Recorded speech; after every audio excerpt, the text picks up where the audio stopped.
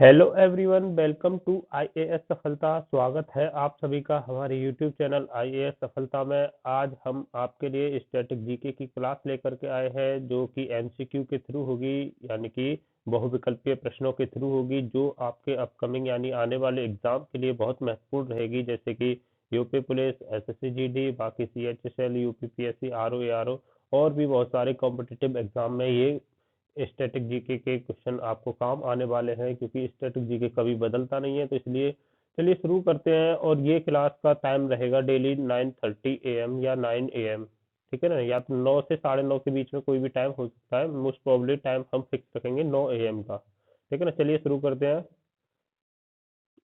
एक सेकेंड। तो question number 1 से शुरू करेंगे हम। गंडक परियोजना किन दो राज्यों के बीच है? तो आपके पास 5 सेकंड का टाइम रहेगा। 5 सेकंड में सोच के आपको अपना आंसर या तो कॉपी पेन लेके बैठिए, उसमें लिख लीजिए और फिर बाद में मैच करना कि आपका कितना सही हुआ कितना गलत। या फिर आप एक काम करिए कि आप 5 सेकंड में आंसर सोचिए और कमेंट बॉक्स में आंसर लिखिए। तो चलिए क्वेश्चन नंबर 1 से स्टार्ट करते हैं। गंडक परियोजना किन दो राज्यों के बीच है? तो बिहार व उत्तर प्रदेश, बिहार व मध्य प्रदेश, उत्तर प्रदेश व मध्य प्रदेश, बिहार व पश्चिम बंगाल। तो इसका आंसर होगा बिहार और उत्तर प्रदेश, क्योंकि गंडक नदी बिहार यूपी से होते हुए जाती है बिहार में, जहाँ पे इसको सदा नीरा भी बोलते हैं। गंडक नदी को सदा नीरा भी बोला जाता है। तो ये है बिहार और उत्तर प्रदेश। चलिए नेक्स्ट आगे बढ़ते हैं क्वेश्चन नंबर 2 की तरफ। भारत में सबसे कम नगरीय जनसंख्या वाला राज्य कौन सा है? जो कम सबसे कम नगरीय जनसंख्या वाला राज्य की बात करें, Kerala no, Manipur no, Nagaland no. तो ये आंसर रहेगा आपका सिक्किम, ठीक है ना। दो क्वेश्चन आपने देखिए, गंडक परियोजना किन दो राज्यों के बीच है? तो ये है बिहार और उत्तर प्रदेश के बीच में। गंडक नदी का दूसरा नाम सदानी रावी है। और भारत में सबसे कम नगरीय जनसंख्या वाला राज्य सिक्किम है। तो स्टैटिक जीके है, एकदम से आपको याद करके चलना है पूरा।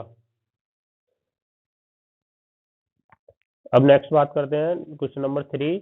निम्नलिखित में से किस देश की भारत के साथ सबसे लंबी स्थलीय सीमा है? तो नंबर 1 बांग्लादेश, पाकिस्तान, चीन, नेपाल।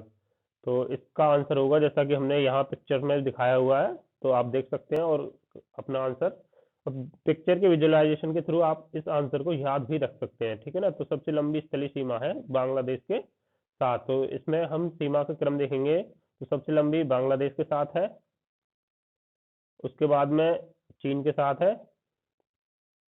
उसके बाद में पाकिस्तान के साथ है, उसके बाद में नेपाल में के साथ है, फिर म्यांमार के साथ है, फिर भूटान के साथ है। तो इस प्रकार से भारत की स्थलीय सीमा मिलती है, ठीक है ना। तो नेक्स्ट बात करते हैं। सुंदरवन का डेल्टा कौन सी नदियों द्वारा निर्मित होता है? यानी कि ये पूछ रहा है सुंदरवन का डेल्टा कौन सी दो नदियों द्वारा निर्मित होता है? तो गंगा और झेलम नहीं, क्योंकि गंगा ऐसे जाती है और झेलम इस तरीके से जाती है, तो नहीं बनेगा। सिंधु और झेलम, सिंधु कहाँ है? सिंधु ऐसे जाती है और झेलम इस तरीके से इसमें मिल जाती है, इसमें होगा नहीं होगा। नेक्स्ट बात करते हैं गंगा और ब्रह्मपुत्र। तो गंगा इधर से जाती है और ब्रह्मपुत्र इस तरीके से निकल के यो वापस आते हुए इस तरीके से जाती है। तो ये इसका आंसर होगा गंगा और ब्रह्मपुत्र नदी, ठीक है ना। तो गंगा नदी गोमुख ग्लेशियर से निकलती है और ब्रह्मपुत्र चोमयोंगमा ग्लेशियर से निकलती है। नेक्स्ट बात करते हैं 2011 की जनगणना के अनुसार भारत में जनसंख्या घनत्व है। तो 2011 की जनगणना के अनुसार भारत में जनसंख्या घनत्व 385 9, 335 9, 325 9। तो ये आपको याद रखना, जनसंख्या घनत्व था वो 382। अब जनसंख्या घनत्व का मतलब क्या होता है? तो इसका मतलब होता है प्रति प्रति वर्ग किलोमीटर में कितने लोग रहते हैं, तो उसको बोलते हैं जनसंख्या घनत्व। तो यहाँ पे 2011 की जनगणना के अनुसार भारत की जनसंख्या घनत्व है 382, यानी कि हमारे देश भारत में 1 किलोमीटर स्क्वायर के एरिया में 382 लोग रहते हैं। नेक्स्ट बात करते हैं हम चिपको आंदोलन की। तो चिपको आंदोलन का नेता कौन है? तो चिपको आंदोलन का नेता है किरण बेदी, नो। आप सभी को पता होगा Kiran Bedi, no. Sundarlal Bahuguna, yes. Baba Amte, no. मेधा पटकर, नो। तो ये चिपको आंदोलन किस चीज से संबंधित था? तो चिपको आंदोलन संबंधित था पेड़ों को बचाने से लेकर 1970 के दशक में, जब उत्तराखंड में मतलब उसका डेवलपमेंट का काम चल रहा था, विकास का काम चल रहा था, तो सरकार वहां के पेड़ों को काट रहे थे। तो वहां के लोकल लोगों ने इसका विरोध किया और सुंदर लाल बहुगुणा उसके नेता थे, जिन्होंने ऑर्गेनाइज किया इस चिपको आंदोलन को। और इसमें क्या था, जब भी कोई भी पेड़ काटने आता तो लोग इस तरीके से पेड़ों से चिपक जाते थे, इसलिए इस आंदोलन का नाम पड़ा चिपको आंदोलन। नेक्स्ट बात करते हैं हम रेगुर मिट्टी का दूसरा नाम क्या है? माय मिस्टेक, इसमें रेगुलर है, लेकिन याद रखना रेगुर मिट्टी का दूसरा नाम क्या है? यह है रेगुर।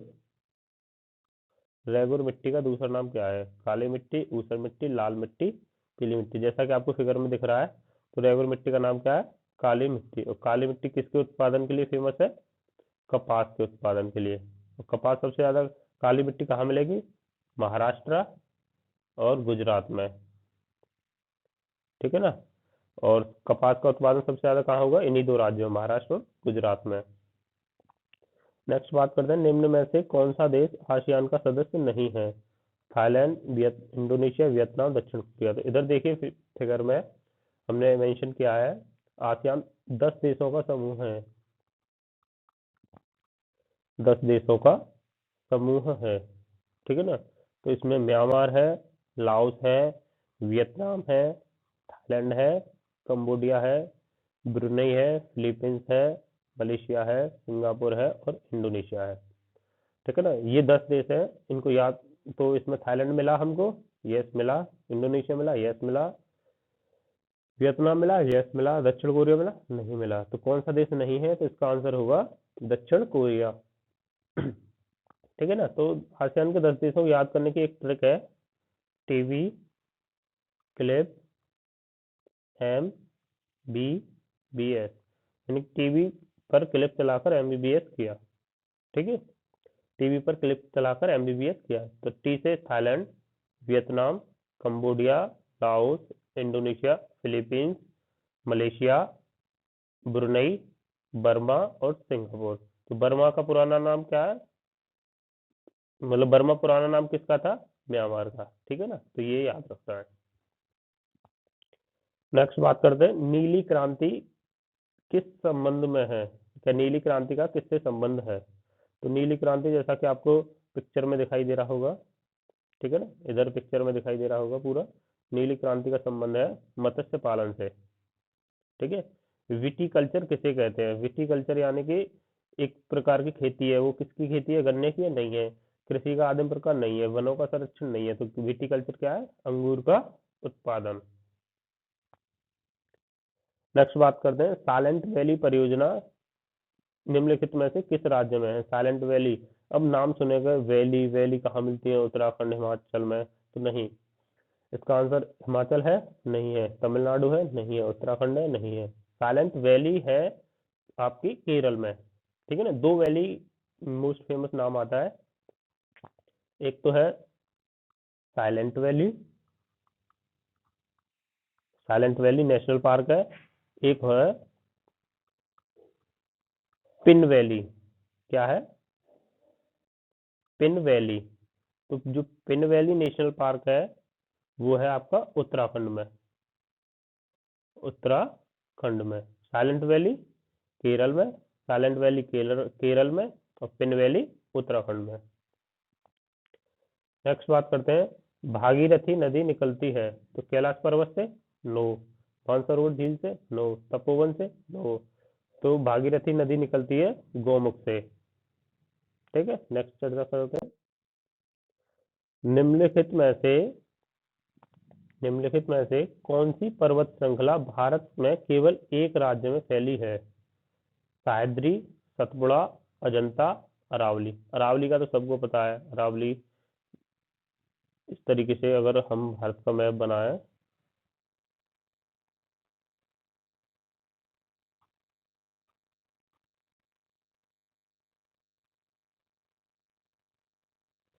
इस तरीके से, तो अरावली यहाँ से इधर जाएगी, ठीक है ना। तो जो अजंता है वो सिर्फ यहाँ छोटा सा एक पार्ट में मिलेगी आपको यहाँ। तो ये है अजंता आपकी महाराष्ट्र में। तो जहाँ पे अजंता केव्स जैसा कि फिगर में दिखाया गया है, ये अजंता केव्स है, तो ये सारी महाराष्ट्र में है, ठीक है ना। नेक्स्ट बात करते हैं, भूकंप की तीव्रता किससे मापी जाती है? तो hydrometer no, barometer no, hygrometer no, तो ये मापी जाती है सिस्मोग्राफ से। नेक्स्ट बात करते हैं, हिमालय के किस भाग पर करेवा भू आकृति पाई जाती है? करेवा एक प्रकार की मिट्टी होती है जो कि आपको पूर्वी हिमालय मिलेगी नहीं मिलेगी, उत्तरी हिमालय नहीं, Kashmir Himalaya I don't know, Himachal Himalaya I don't know. तो इसका आंसर आप कमेंट बॉक्स में दीजिए, 5 सेकंड का टाइम है, फटाफट से। क्वेश्चन नंबर 15 है, 5 सेकंड का टाइम लीजिए और कमेंट बॉक्स में आंसर दीजिए इसका। 1, 2, 3, 4, 5, टाइम अप हो गया। जिसने कमेंट में आंसर किया उसका मतलब ये है कि प्रिपरेशन अच्छी चल रही है, और जो आंसर नहीं कर पा रहे हैं तो इसका मतलब ये है उनको बहुत ज़्यादा मेहनत करने की ज़रूरत है। तो करेवा भू आकृति पूर्वी हिमालय मिलेगी नहीं मिलेगी, उत्तरी हिमालय नहीं मिलेगी, हिमाचल हिमालय नहीं मिलेगी, तो ये मिलेगी आपको कश्मीर हिमालय में, ठीक है ना, कश्मीर हिमालय में। तो करेवा भू आकृति फेमस किस लिए होती है? करेवा भू आकृति इसलिए फेमस है क्योंकि इसमें सबसे ज्यादा किसकी खेती होती है? केसर की, केसर की खेती होती है, इसलिए करेवा भू आकृति ज्यादा फेमस है।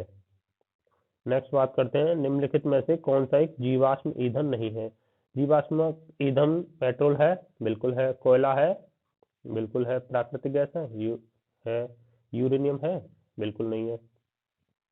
तो जीवाश्म ईंधन क्या होते हैं? जीवाश्म ईंधन वो होते हैं जो हमको जमीन के नीचे से मिलते हैं, जैसे कि सिंपल भाषा में समझना है, पेट्रोल हो गया, डीजल हो गया, गैस हो गई। तो जीवाश्म ईंधन क्यों? क्योंकि इनको बनने में, जीवाश्म के सड़ने गलने के बनने के बाद इनको बनने में हजारों लाखों साल लगते हैं, तो इसीलिए इनको जीवाश्म ईंधन बोला जाता है। अब यूरेनियम जीवाश्म ईंधन है नहीं है, क्योंकि यूरेनियम क्या है? नवीनकृत, नवीनी नवीनकरणीय ऊर्जा का स्रोत है, ऊर्जा का स्रोत है, ठीक है ना। नेक्स्ट बात करते हैं, भारत का कौन सा राज्य अधिकतम राज्यों की सीमाओं को छूता है? तो जैसा कि आपको फिगर में दिखाई दे रहा है, आप आराम से आंसर कर सकते हैं। मध्य प्रदेश है नहीं है, कर्नाटक नहीं, आंध्र प्रदेश नहीं, तो इसका आंसर है उत्तर प्रदेश। और उत्तर प्रदेश किस किस राज्य से सीमा साझा करता है ये आपसे पूछ सकता है, क्योंकि आपका एग्जाम यूपी पुलिस का भी है और यूपी पीएससी आरओ एआरओ का भी है और अपकमिंग यूपीपीएससी का भी एग्जाम है। तो ये क्वेश्चन कहीं भी पूछ सकता है कि उत्तर प्रदेश किन किन राज्यों के साथ सीमा साझा करता है। तो सबसे पहले इधर इधर से चलेंगे, उत्तराखंड, उत्तराखंड से इधर हरियाणा मिलेगा, दिल्ली मिलेगा, राजस्थान मिलेगा, मध्य प्रदेश मिलेगा, झारखंड मिलेगा और ये बिहार मिलेगा। टोटल कितने हो गए? उत्तराखंड एक, हरियाणा दो, दिल्ली तीन। और राज्य की बात करें तो दिल्ली को नहीं शामिल करेंगे, लेकिन दिल्ली टोटल तीन हो गया, और राजस्थान चार हो गया, एमपी पाँच हो गया, और झारखंड छः हो गया, और आपका बिहार सात हो गया, बिहार सात हो गया। तो टोटल सात हो गए राज्य और केंद्र शासित प्रदेश को मिलाकर। और सिर्फ राज्य के पूछे तो दिल्ली को हटा देंगे तो कितने बचेंगे? छह। इनमें से कौन नवीनीकृत संसाधन नहीं है? वही चीज अभी आई, नवीनीकृत यानी कि रिन्यूएबल। जो रिन्यूएबल वो चीज होती है जो बार बार प्राप्त की जा सकती है, ठीक है ना। तो सूर्य की ऊर्जा बार बार मिलती है, बिल्कुल। जल की ऊर्जा मिलती है, बिल्कुल। पृथ्वी की ऊर्जा मिलेगी, मिलती रहेगी, क्योंकि इसमें डायनामिज्म होता है। कोयले की ऊर्जा मिलेगी क्या? कोयले की ऊर्जा नहीं मिलेगी। जब एक बार जमीन के अंदर से कोयला खत्म हो गया तो आपको कोयले की ऊर्जा दोबारा कभी नहीं मिलेगी। नंबर नेक्स्ट चलते हैं। निम्नलिखित में से किस जनगणना दशक में लिंग अनुपात में भारत में सबसे अधिक गिरावट दर्ज की गई थी? 81 से 91, 9, 31 से 41, 9, 2001 से 11, 9। तो इसका आंसर है 1961 से 1971। यानी कि इन 10 सालों में जो लिंगानुपात था, सबसे ज्यादा गिरावट दर्ज की गई थी। लिंगानुपात में सबसे ज्यादा गिरावट, सबसे ज्यादा गिरावट, ठीक है ना? कौन सा? 1961 से 1971 के बीच में। कर्क रेखा गुजरती है। अब कर्क रेखा भारत के कितने राज्यों से गुजरती है? टोटल है 8। Madhya Pradesh, yes. Mizoram, yes. Tripura, yes. तो इसका आंसर होगा इन सभी से, ठीक है ना? इसका आंसर होगा इन सभी से। तो चर्चा करते हैं, कर्क रेखा भारत के कौन कौन से 8 राज्यों से गुजरती है। नंबर 1 गुजरात है। ये आपको गुजरात दिख रहा है, गुजरात। थोड़ा सा पार्ट यहाँ राजस्थान में भी मिलेगा। उसके बाद मध्य प्रदेश आ गया। उसके बाद आपका ये छत्तीसगढ़ आ गया, ये झारखंड आ गया, ये वेस्ट बंगाल आ गया, और ये त्रिपुरा त्रिपुरा और मिजोरम आ गए, ठीक है ना? टोटल 8 हो गए। गुजरात, राजस्थान, मध्य प्रदेश, छत्तीसगढ़, झारखंड, पश्चिम बंगाल, त्रिपुरा और मिजोरम। इसकी एक ट्रिक भी है, अगर आप याद करना चाहो तो। मित्र पर गमछा झार, ठीक है ना? तो मिजोरम, त्रिपुरा, ठीक है ना, पश्चिम बंगाल, गुजरात, छत्तीसगढ़, झारखंड, ठीक है ना? और एक गमछा, गमछा तो ये मध्य प्रदेश हो गया, ठीक है ना? नेक्स्ट बात करते हैं। भारत में वन्य जीव संरक्षण अधिनियम किस वर्ष लागू किया गया? 1970 में, 72 में, 75 में, 80 में? तो नो, इसका आंसर है 1972 में। इसको इंग्लिश में बोलते हैं wild life wild life protection act, protection act, ठीक है ना? ये 1972 में आया था। निम्नलिखित में से कौन सा जलाशय चंबल नदी पर बना है? नागार्जुन सागर, विंध्य सागर, राणा प्रताप सागर, रेहन सागर डैम। तो कौन सा है? नागार्जुन सागर नो, विंध्य सागर नो, राणा प्रताप सागर यस, और रेहन सागर नो। तो चंबल नदी पर कौन सा डैम बना है इनमें से? राणा प्रताप सागर, ठीक है ना?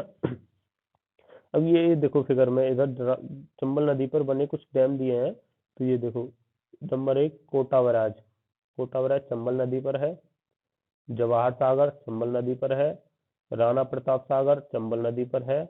और गांधी सागर डैम, ये भी चंबल नदी पर है। तो ये आपको चारों याद रखने हैं, कोटा बैराज है, राणा प्रताप सागर डैम, गांधी सागर डैम और जवाहर सागर डैम, ठीक है ना? लेकिन नागार्जुन सागर, विंध्य सागर ये दोनों नहीं है। नागार्जुन सागर, विंध्य सागर ये दोनों नहीं है।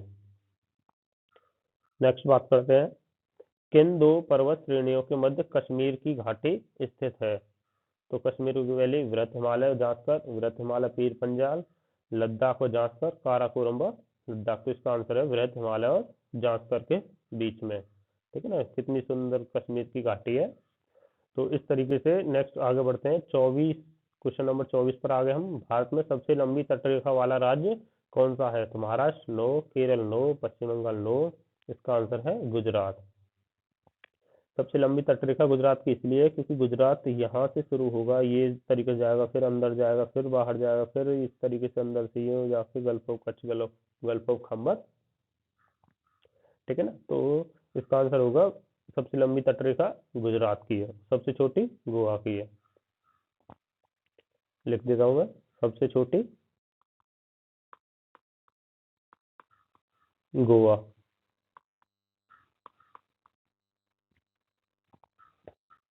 नेक्स्ट और लास्ट बात करेंगे, अलकनंदा तथा भागीरथी का संगम किस स्थान पर होता है?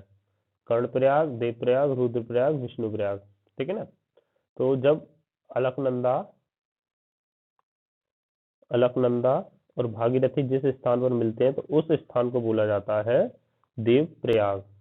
ठीक है ना? देवप्रयाग ये उत्तराखंड में, और इसके बाद में जब गंगा आगे बढ़ती है तो इसका नाम हो जाता है गंगा। ठीक है ना? देवप्रयाग से बढ़ने के बाद जब ये उत्तराखंड में से होकर आगे बढ़ती है तो ये इसका नाम हो जाता है गंगा। ठीक है? तो आज के लिए हमारी क्लास इतनी। अगर आपको ये 25 क्वेश्चन हमने कराए, एक का आंसर आपसे पूछा, 25 क्वेश्चन अगर आपको इम्पोर्टेंट लगते हैं और हमारे साथ बने रहना चाहते हैं तो प्लीज़ चैनल को लाइक, शेयर और सब्सक्राइब कर दीजिए। ठीक है ना? आइए, सफलता आपके लिए इनिशिएटिव शुरू शुरू किया है ये सफलता ने, तो प्लीज़ इसको थोड़ा आगे तक पहुंचाइए। जो जिनको इसकी नीड है उस बच्चे तक इसको पहुंचना चाहिए, तो प्लीज़ इसको शेयर कर दीजिए। Thank you so much.